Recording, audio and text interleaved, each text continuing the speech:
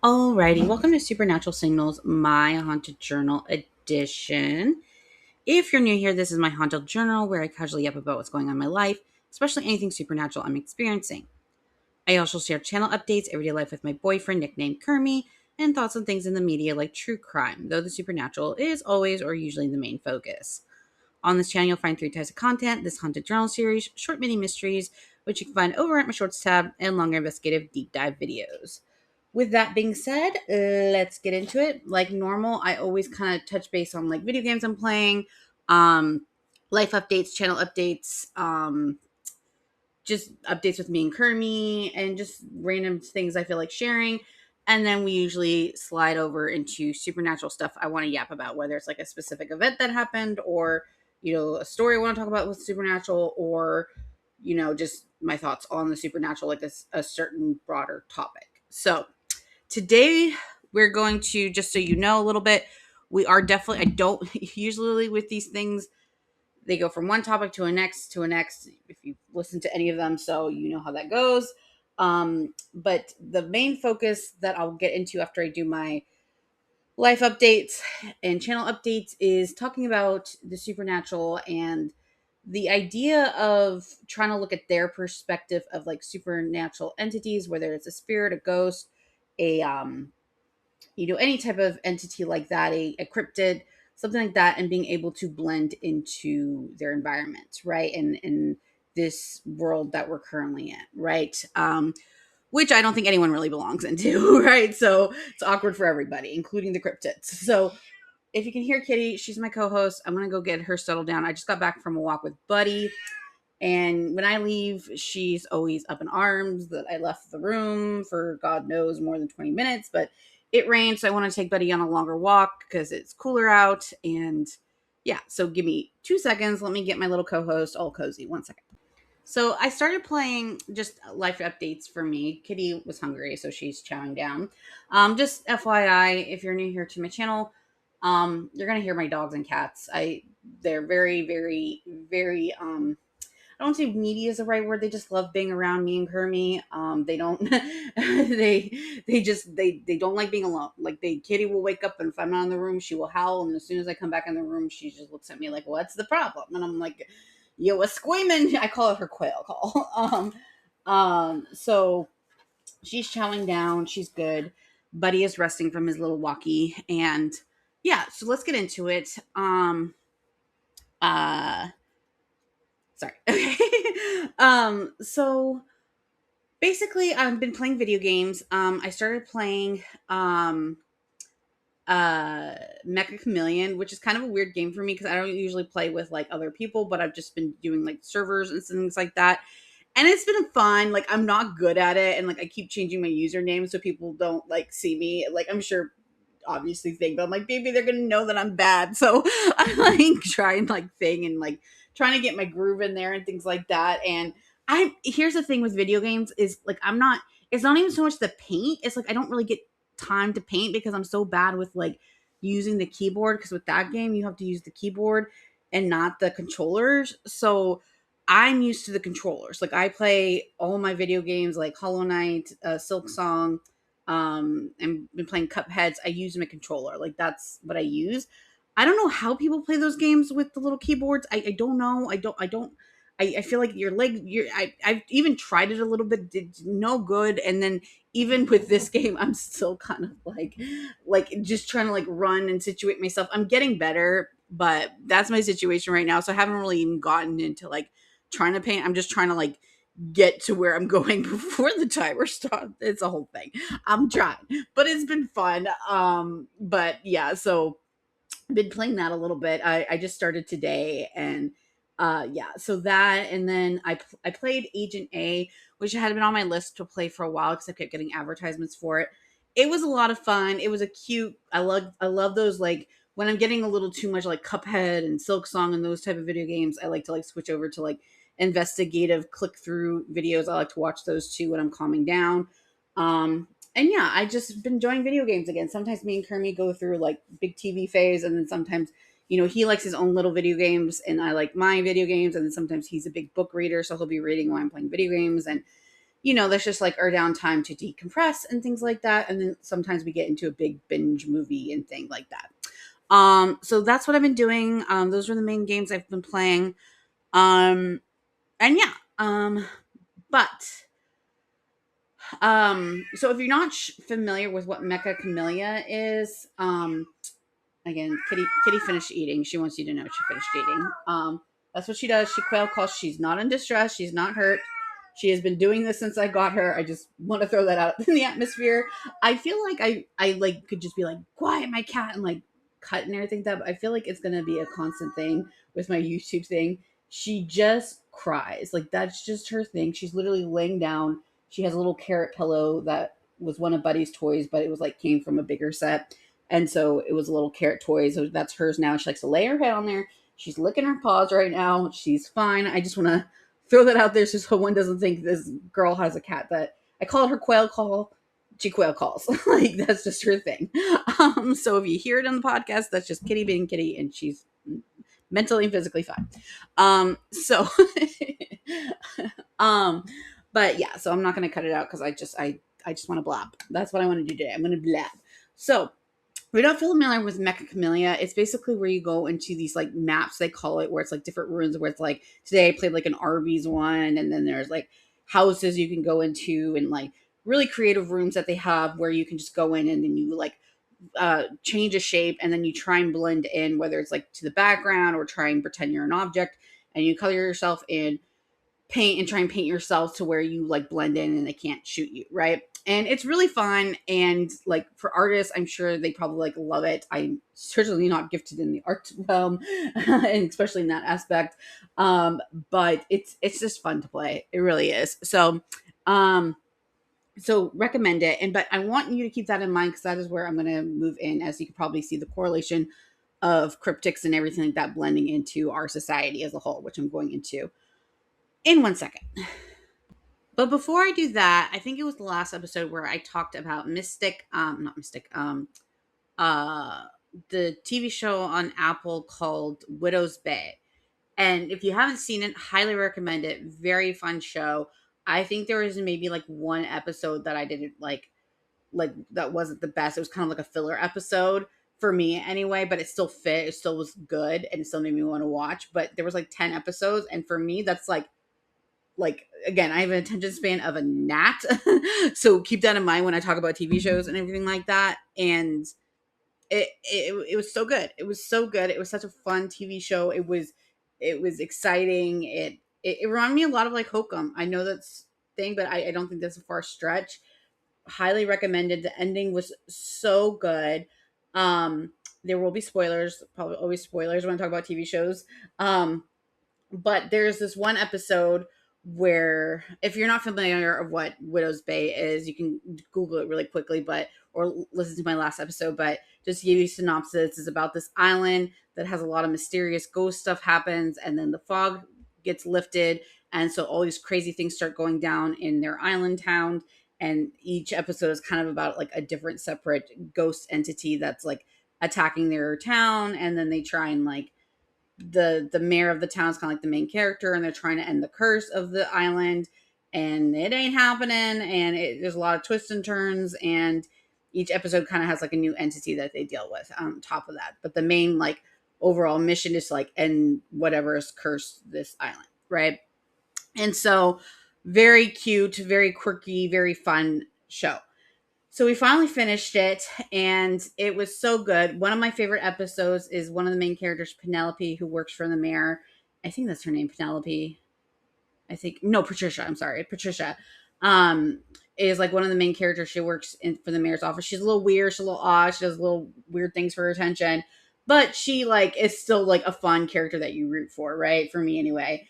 And there's just one episode where this like boogeyman serial killer comes back, and like she basically runs from him, and then like when they get him down, instead of just like letting him like he's dead, right, she just like keeps the gun on him all the way till she gets to the uh till she gets to get cremated.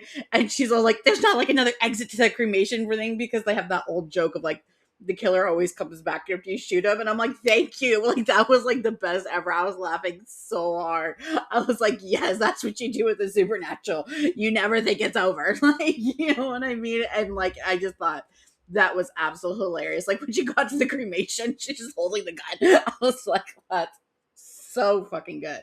But then she goes and blabs something else towards the end, and I don't want to get all into it, but again, that's why you have to like watching that show again is just a constant reminder of who to share certain things with about the supernatural. Not because necessarily they're bad people, but the reactions that is going on with them might be over the top because they're scared or they're new to this or they don't believe in it. And so you always want to make sure whoever you're giving information to, again, you're not just excluding them. It's just because you don't want to like freak them out, right? And then start them, doing things that mess things up because the ending's really good. I don't want to spoil that. The ending was superb. I, when the second season comes out, I'll probably talk about it more of like my theories of like who lived, who didn't, and things like that. It's just so good. It was such a good show. It really made me happy to watch that show. Um, so we're gonna hunt for a new show. So Kermie and I are looking through. We got to find some stuff, but that just such a good show. So highly recommend it. But let's move on to the idea of the whole mecha million crap. And I kind of thought of it when I was walking Buddy, and that's why I like to do walks. And sometimes I'll chat with either HG or Kermie or whatever via phone, or if they're able to walk with me and things like that. And um we were just chatting and and then I just kind of like had some alone time and I was thinking about like what I want to talk about. And I had a totally different topic for my next haunted journal. I actually started recording it. And then she was kind of like, why don't you just skip that? Like, just, we don't want to talk about that stuff. Let's move on to something, a little bit more interesting for me anyway. I don't know if it's interesting for other people, but it's kind of like the idea of how to spot or, the whole like proof and like trying to identify things that we as humans don't find natural in everyday life, right? Because we'll see things underneath the water in the ocean that's creepy as hell. Like, reminder, we have only discovered like 5% of the ocean, and we accept that, right? Because it's like, oh, creepy creatures in the oceans, it's like that. But if we saw a cryptid, like an actual cryptid in the wild with proof and like 100 people seeing this, and we got our video phone and cameras and things like that, it's it's still hard to believe, and it would be newsworthy. It would be a thing. It would be more newsworthy than like a weird little alien creature looking underneath the water, right? Like, you know what I mean? Like, that's weird as humans, you know what I mean? That's acceptable to us. Like, we would just probably scroll that and be like, oh, that's a creepy fish, and maybe send it to your boyfriend or your friend or your girlfriend and be like, look at that little creeper, and oh, that's creepy, but it wouldn't be breaking news, Bigfoot was found, right? Because that we as humans made it like this big, huge, humongous secret, right? It's kind of like, it reminds me of I don't know if anyone's seen on Encanto, but there's this character called Bruno, and the character just makes me laugh. Or I don't want to go into why he makes me laugh, but he just does. And there's this big thing about Bruno in the family of Encanto where they're like, we don't talk about Bruno. There's like family member that no one speaks of, like, don't talk about him. Kiss, you know what I mean? And then when you meet Bruno, Bruno is just Brunoing and a little weird because he was in, put under a shelter for how many fucking years. And, when people are like, kiss, and he's just like, that's it. This is me. This is the big, like, reveal. Ooh, you know what I mean? Like, this, like, big workup about it. Like, rumors spread and, like, how you need to treat Bruno and all this crap, right? And Bruno's just chilling, like, I'm scared of myself now because everyone else made me scared of me. Like, you know what I'm saying?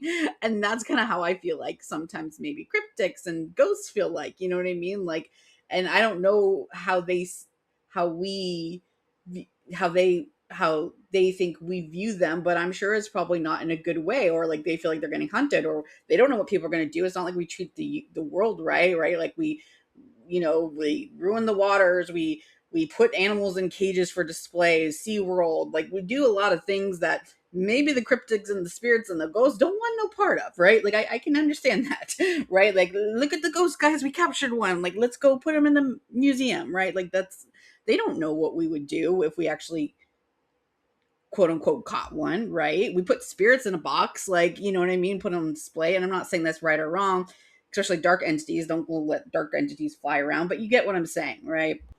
And just to be clear, when I'm having this conversation, I'm not talking about dark entities. I'm talking about uh, supernatural things that maybe are complicated, but they're not inherently bad, right? They're just different, right? And probably all of us in this world are in this world, or most humans, let's put it this way, humans don't probably have any clue or idea how to, you know, how to interact with them properly. Don't know their boundaries, don't know what their skill sets are, like people taking advantage of their skill sets. Like humans can be scary. We all know this. Like humans can be fucked up whether they mean to or not. Like humans think they're, I don't know. It's like there's this like the innate thing of like feeling like we found this thing, so we need to take care of it, and you don't know how to take care of it, or we need to make money off of it, or we need to profit on something. We gotta always stick our nose in something, right? And I'm not immune to that. I'm aware of it, but I'm not immune to that, right? That ideal, right? And so I think so therefore obviously cryptics and spirits and ghosts are probably not gonna, it's a survival instinct, right? And they probably have more mechanisms and evolutionary things in order to protect themselves, because yeah, it is 2026. They can freaking, we have, everyone has a freaking camera, everyone has a video on their freaking phone, right? We have so many ways to catch these type of entities, right? And I'm not even talking about spirits by natures, but cryptics too, because cryptics probably don't, like ghosts, you know what I mean, have like different wavelengths or whatever you want to call it. I haven't gotten into that much yet in my ghost thoughts and process of how they work, but like, cryptids just, from my understanding, just kind of exist, right, in a different way, right? Not like they're not like in a different realm or whatever, from my understanding, or most of them, right? So they just kind of exist, so they got to be able to blend in, right? So how did they do that? Well, another reason this topic came about was yesterday. It was late at night. Buddy was acting weird himself again. It was late at night. It was cool out, so it wasn't hot. And he didn't want to go in the backyard, but I knew he had to, it was late. Like I wanted to give him time to do his business. And so I said, okay, like, let's get you on your leash. He was kind of hesitant, but then he was like, okay. And then he like sat in the driveway for a minute. He was like kind of sniffing, and he started walking. And then I see this like black object move across, like kind of like hopping, but really fastly. This black object move across and like pass someone had their trash can out, like the neighbors down the street, and they like moved past it, and then it just kind of like disappeared, right? So it went behind it, but then didn't come out from it, right? And if you asked me this like years ago, I would have been like, that's just probably a black bunny hopping, you know what I mean? Like, just was quickly thing. The only thing that gave me hesitation with it was that it just like disappeared. It just poof, like was gone. And again, you probably just say, oh, it ran fast. And that's, it very could very, very well. Like I'm not saying that go, but it got me to the thought of like, if you do see something like that, how do they just evaporate? How do they play tricks with your minds? How do they blend in using, you know, tactics? Like, what are their tactics in order to blend in, right? Like, how, if Bigfoot does exist, he's very big. You know what I mean? Like, how does he blend in with his environment? How does he stay hidden so well? Like, you know what I mean? If you believe in this type of stuff, right? And how do they keep from getting caught? Because they're very good at keeping from getting caught, right? But there's enough stories about them to have people still feel like they exist, right? Now, when I say like people still have sightings, I went to this website. It's called Bigfoot Reports. Just put in Bigfoot maps or something like that. You'll find it.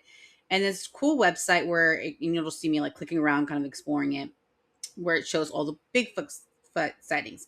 It seems like the most of them are in the Pacific Northwest and Canada, kind of in cooler climates, but there are some in Texas, which is kind of crazy. So I might have to go Bigfoot hunting. I don't know how me and Buddy would fare for that, but we're not, we don't like the mosquitoes, but we'll see what we can do. But if you look at it, there's quite a bit, like I said, especially in the Pacific Northwest and in Canada and things like that.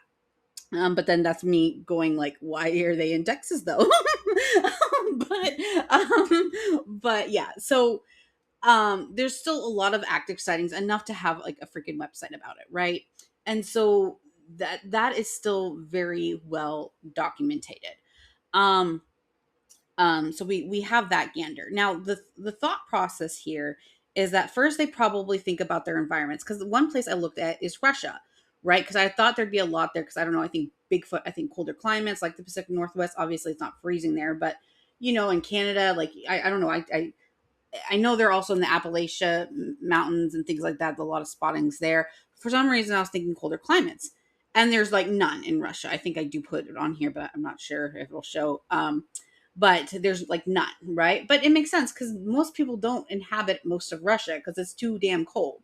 So if something is able to acclimate to things like that, their first thought would probably go to places that humans don't like, right? Because they're probably smart in that area. Like, dogs are very smart. So we know these creatures and themselves are probably very smart. So that's one thing, probably going in existing areas that are not suitable for human beings, right? That's like one of the first kind of like but also like, I'm trying to think of this like a, trying to technical way, I guess is the right word, as technical as I can be. So I'm talking about this stuff. So that's, the first thing where they like adapt to places that humans necessarily do not want to go, right? You're not going to see Bigfoot in New York City. Like you're just not, bro. So there is that. Now, smaller entities that, belong in these environments might use somewhere where I live to their advantage, where they're smaller and they can kind of blend into an animal that is typical, right? Where it'd be like, okay, like I thought maybe it's a rabbit, or maybe it was a weird looking squirrel, or you know what I mean? Like excuses where people that aren't into the supernatural aren't thinking in a different perspective, right? If this was just like a normal person I mean, not normal, I'm you know what I'm saying? Like just someone that's just not into the supernatural, just did what I did. They probably think that the dog was just is a scaredy cat and whatever, and then saw a rabbit and not even think twice about it, and be like, the dog's being weird again, hon. Like, you know what I mean? That's like typical, right? Like for me, since I've had my own proof and I had my own supernatural experiences, I start thinking about it more. But and the cryptics things, that's a perfect way. Like, you know what I mean? If they're able to evaporate quickly, or because we don't know what their skills are they able to, you know, in video games, like certain things you can do certain skills with certain creatures can do one skill, one thing. It's probably the same with them where they can do certain moves when they're like jumping in the air. I don't know. Like, we don't know what their skills are, right? That's the problem, and that's what we're trying to figure out, right? But like, if a creature can poof like that, like that's probably one way they can do it, right? Like maybe when they're like mobile they can like poof, and then maybe when they're not, when they're mobile they can't poof, and then when they are standing still they can poof. I don't know, but like you start thinking that way, right? You start thinking about all the different skill sets, that things that we didn't think was possible are possible, right? But going back to like, sorry, I'm getting a little off tangent, but going back to the topic at hand, but a small little creature blending into squirrels, neighborhood cats running around, um, other little things that are around the neighborhood, because like I said, there's deer around here, like, so even stuff that's like a little larger than deers that can kind of blend into their environment and situate themselves that way, they would take advantage of it, right? Like, so that's another example, I guess, would be my thought process, right? And then I'm also going to move on from the climates, but just Googling the things about Bigfoot, for example. Being in moist climates apparently makes, bone structures and everything else, I guess go, what's the correct technical term? Uh, um, Rapid decomposition is what it says. Like apparently in forested things, bones and carcasses decompose quickly because of insects and fungi and weather. So it's hard to find the remains, right? And especially if they're in places humans don't want to go. So, you know, those are just some ways to think about it. The way I look at it is trying to think about how nature adapts and how nature changes in order to continue going on. Now, the other thing I want to discuss is the fact that they probably help each other out. So there's probably so many different types of entities that we are not even aware of, or even, attempt to discover. And they probably realize that these certain entities are, I don't want to say hunted, but are very curious by the humans, right? And so they probably help each other out, and maybe not always just to be nice, but hey, you distract them with your thing, and who knows, maybe even actual animals that we know realize they're there and help them out as well. I don't know, but that's also another thought process. Nature communicates with each other, right? So maybe they help each other out. Like someone's on a hike and an animal, a little baby squirrel comes and plays with them and says, "Hey guys, like being mean things, I'm so cute." And then like meanwhile, like, we got, I'm not saying Bigfoot's running around, but you got a little, I don't know, a Fresno night crawler that got out during the day and needs to skedaddle back home, right? And then obviously, nighttime stuff. Like a lot of people aren't out in the nighttime when there's not a lot of um when you're just like in the middle of a forest, right? That's unsafe. Everyone says don't go in the forest, unsafe. There's bears, there's da da da da. It's unsafe. There's serial killers. Like obviously for the normal reasons, don't be walking around in the forest at midnight. People go party out in New York City or other nightclubs and things like that, nighttime area. But typically, small towns, things like that, they kind of close up early, right? Because that's, and small towns that don't have a lot of action going on and things like that, you realize a lot of them close really early in comparison to other cities, right? There's probably reasons for that. It was probably like designed for that, right? It's like there's nothing to do, might as well go home and watch TV, right? Like, you know what I'm saying? Because that's probably more inhabitable for creatures to kind of do their own thing at night, right? That's another way to think about it, right? And on the flip side, there's probably a lot of creatures that, again, we don't know exist, or we do know exist, that inhabit places like big cities like Boston, New York City, more busier areas, because there's so much distraction in day to day life. They probably just blend in like Mechacamelia, right? Where you're like walking the streets in this Chinatown and they're, just right in your face and you just don't see them, right? You just don't see them because you're looking for the sales, you're looking for the food, you're yapping on your phone. Like that's another way we got more distractions with our phones. So while they're blending in, they're probably just hidden on the walls, hidden in the things, like just living life, just hidden, right? You just can't see them because it's so crowded, it's so much going on that it's harder to identify them. So there's probably, supernatural creatures that are more adept for that type of environment. It just depends what their environment is, right? And like other animals, they probably do things like skunks and things like that that emit like foul smells that makes you want to not go by a certain area, right? Like, one of the reasons, I know it's TMI, but one of the reasons, probably evolutionary wise, are when we go bathroom, it doesn't smell so good, is because like back in the old days, like if you're going to the restroom and it's not safe, people don't want to be by that smell, right? So it's almost like with animals, it's almost like a safety thing where it's like it's a deterrent, right? It's like this is a private time where your guard is down. You know what I mean? Maybe some of them emit odors. Maybe they stay by trash areas. Like maybe they stay by stinky places that people just come in, they dump the stuff, and that's where they live, and they're a trash cryptid. I don't know. You know what I mean? But again, smells and things like that, the humans do not want to be by, right? And yeah, so that's kind of with the environmental take. I'm going to go into one more, theory, and thought process, and then kind of close this out. But I just had this on my mind. I have a feeling this is not going to be my only time talking about this topic, but Kermie is Quail calling me. So let me get into one more ideal. Is, how I kind of made the discussion of how, evolutionary process and keeping up with the times and humans technology. Well, this is more like on a ghost spirit level of not being able to catch spirits on ghosts and things like that. I think an adaptation to, having more video cameras where we have ring cameras, and we have cameras freaking everywhere, bro. We have it on our phones, we have it on our watches, we have them on our heads, we have them on our glasses, we have them. I mean, my God, like, you know what I'm saying? But there's also that came with it was AI. So that's where I get to the theory of thinking there's more involved that helps adapt with our technology and helps keep certain creatures safe. I don't know, maybe there's an underground alien community that helps keep these animals safe, right? Or these creatures safe, or these entities safe, whatever you want to label them. Like that, this is where my thought process goes, because it's ironic that now that we have more digital stuff where we can catch these things. Well, you go on a Loey video, which I love her videos, but you go on a Loey videos, is that AI? Is that AI? They do that with celebrities. Is that AI? Is that AI? Is that AI? Is that they're like tricking you? Is that AI? And there'll be big debate about if it's AI. So the ghosties say, "Are my AI?" Like, you know what I'm saying? Like, you'll never know. Like, there's an adaptation from it, right? Like, and I also think ghosts and supernatural spirits are very smart, and they've studied human behavior.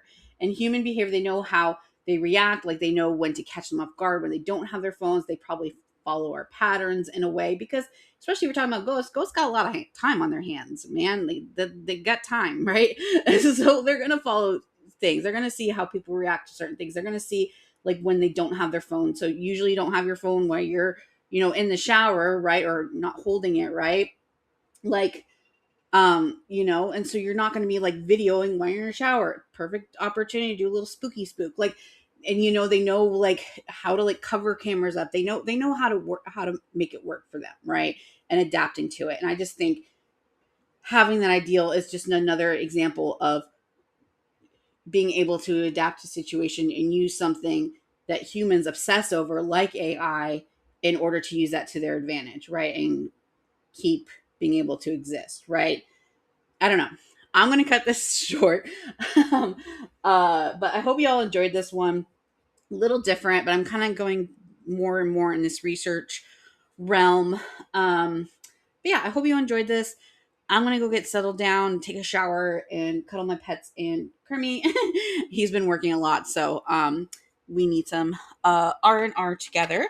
But I hope everyone is doing well and staying safe and had a great fourth, I believe. I can't believe it's pretty much mid July. I don't know what's happening.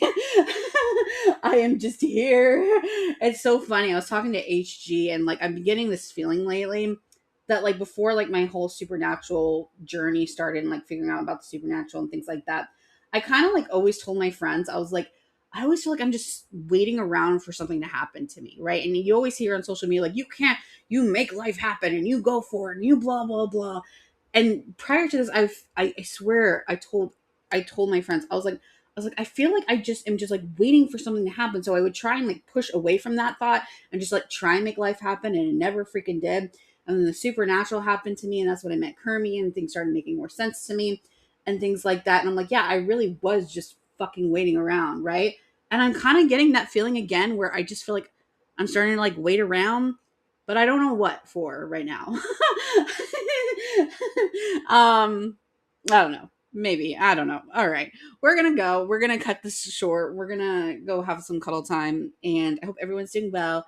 And thank you for listening. And as always, stay curious and stay tuned into the supernatural. Thanks for watching.